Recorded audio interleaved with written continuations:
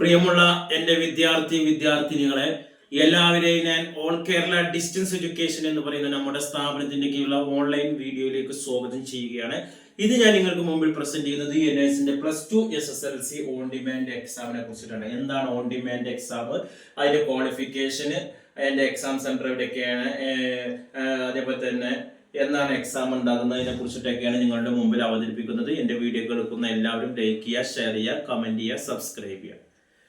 NISൽ 2 സ്കീമുകളാണുള്ളത്. ഒന്ന് നോർമൽ എക്സാമും രണ്ടാമത് on demand exam. Normal exam എന്ന് പറഞ്ഞാൽ വർഷത്തിൽ 2 തവണ ഏപ്രിൽ മാസവും ഒക്ടോബർ മാസവും നടക്കുന്ന എക്സാമാണ് നോർമൽ എക്സാം, 6 മാസം കൂടുമ്പോൾ. ഓൺ ഡിമാൻഡ് എക്സാം എന്ന് പറയുമ്പോൾ ഈ നോർമൽ എക്സാം നടക്കാത്ത മാസങ്ങളിലാണ് എന്ത് ചെയ്യുന്നത്, ഓൺ ഡിമാൻഡ് എക്സാം നടക്കുന്നത്. നോർമൽ എക്സാം നടക്കാത്ത മാസങ്ങൾ നടക്കുന്ന എക്സാമാണ് ഓൺ ഡിമാൻഡ്. പെട്ടെന്ന് SSLC 1 മാസം കൊണ്ട് അല്ലെങ്കിൽ 2 മാസം കൊണ്ട് 3 മാസം കൊണ്ടൊക്കെ SLC അല്ലെങ്കിൽ +2 എഴുതിയെടുക്കാമെന്നുള്ളതാണ്. ഇപ്പൊ നമുക്ക് വരുന്ന നോർമൽ എക്സാമിന് മാർച്ച് ഏപ്രിലൊക്കെയാണ്, അല്ലെങ്കിൽ ഏപ്രിൽ മെയ്യിലൊക്കെയാണ് വരുന്നത്.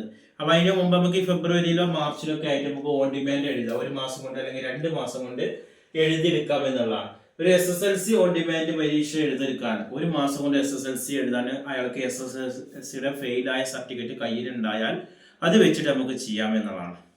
അതേപോലെ തന്നെ ഏതെങ്കിലും ഒരു ബോർഡിൽ മതി, CBSEയോ കേരള ബോർഡോ NIS അങ്ങനെ ഏതെങ്കിലും ഒരു ബോർഡിൽ SSLC ഫെയിലായ സർട്ടിഫിക്കറ്റ് ഉണ്ടെങ്കിൽ അയാൾക്ക് SSLC ചെയ്യാം.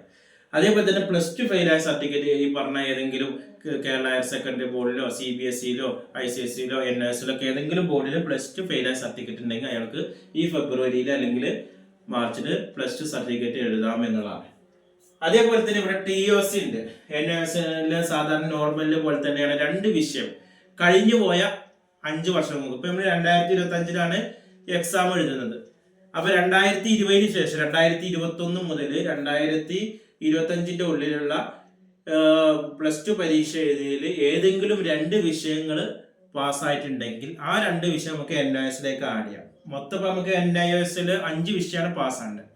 അപ്പൊ കേരള ഹയർ സെക്കൻഡറി ഒരു വിദ്യാർത്ഥി 2 വിഷയം 2020 ശേഷം 2 വിഷയം പാസ്സായിട്ടുണ്ടെങ്കിൽ ആ 2 വിഷയം നമുക്ക് NISലേക്ക് ആഡ് ചെയ്യാം. 2ൽ കൂടുതൽ വിഷയം ഉണ്ടെങ്കിലും മാക്സിമം 2 എണ്ണമാണ് ആഡ് ചെയ്യാൻ പറ്റുള്ളൂ. പിന്നെ 3 എണ്ണം അയാൾ പരീക്ഷ എഴുതിയമായി. അപ്പൊ മൊത്തം 5 വിഷയമായിരുന്നു. 2 എണ്ണം ഏതെങ്കിലും ബോർഡിൽ പാസ്സായതിലേക്ക് ചേർക്കാം. പിന്നെ NISൽ 3 എണ്ണം എഴുതിയാൽ മതി എന്നുള്ളത്. ഇത് SSLCക്കും +2 ഈ കണ്ടീഷൻ തന്നെയാണ് വരുന്നത്. പിന്നെ ഇതിന്റെ എക്സാം സെന്റർ കേരളത്തിൽ 4 ജില്ലകളിലാണ് ഉള്ളത്. ഓക്കെ, അതില് കാലിക്കറ്റ്, കോഴിക്കോട് ജില്ല, കണ്ണൂർ ജില്ല, എറണാകുളം ജില്ല, ട്രിവാൻഡ്രം, അങ്ങനെ 4 ജില്ലകളിൽ മാത്രമാണ്. സീറ്റുകൾ പരിമിതമായിരിക്കും. ഒരു സെന്ററിലൊക്കെ ചിലപ്പോൾ 50 സീറ്റൊക്കെയാണ് ചിലപ്പോൾ എന്ത് ചെയ്യുന്നത് വരുന്നത്. അതുകൊണ്ട് എത്രയും പെട്ടെന്ന് ലിങ്ക് നമ്മൾ ഓപ്പൺ ആയി കഴിഞ്ഞാൽ ഉടനെ നമ്മൾ എന്ത് ചെയ്യും, അതിലേക്ക് നിങ്ങൾക്ക് രജിസ്റ്റർ ചെയ്യാം. അപ്പൊ അതിന്റെ അഡ്മിഷൻ ഇപ്പൊ നമ്മൾ എടുത്തുകൊണ്ടിരിക്കുന്നുണ്ട്. ഓക്കെ, അതിന്റെ അഡ്മിഷനും അതിന്റെ ക്ലാസ്സുകളൊക്കെ എടുത്തുകൊണ്ടിരിക്കുന്നുണ്ട്. താല്പര്യമുള്ള വിദ്യാർത്ഥികൾ എത്രയും പെട്ടെന്ന് എന്റെ വാട്സപ്പ് നമ്പറിൽ കോൺടാക്ട് ചെയ്യുക. അതേപോലെ തന്നെ ഇപ്പൊ നമ്മൾ ഈ SSLC +2 ഇപ്പൊ 2024 NISലെ റിസൾട്ട് വന്നു. ഫെയിലായ ആളുകൾക്ക് ഏപ്രിലാണ് നോർമലായി എഴുതാൻ പറ്റുള്ളൂ. പെട്ടെന്ന് എഴുതണമെങ്കിൽ ഈ ഫെബ്രുവരിയിൽ എഴുതാം എന്നുള്ളതാണ്. അതിൽ ഈ മാർച്ചിൽ എഴുതാം. താല്പര്യമുള്ളവർ എന്റെ വാട്സപ്പിൽ അതിന്റെ രജിസ്ട്രേഷനും കാര്യങ്ങളും ക്ലാസ്സൊക്കെ നൽകുന്നുണ്ട്. 9037114679. നമ്മുടെ ചാനലിന്റെ ഡിസ്ക്രിപ്ഷൻ ബോക്സിൽ അതിന്റെ ലിങ്ക് ഉണ്ട്, വാട്സപ്പ് നമ്പർ. അതിൽ നിങ്ങൾക്ക് കോൺടാക്ട് ചെയ്യാവുന്നതാണ്. Thank you.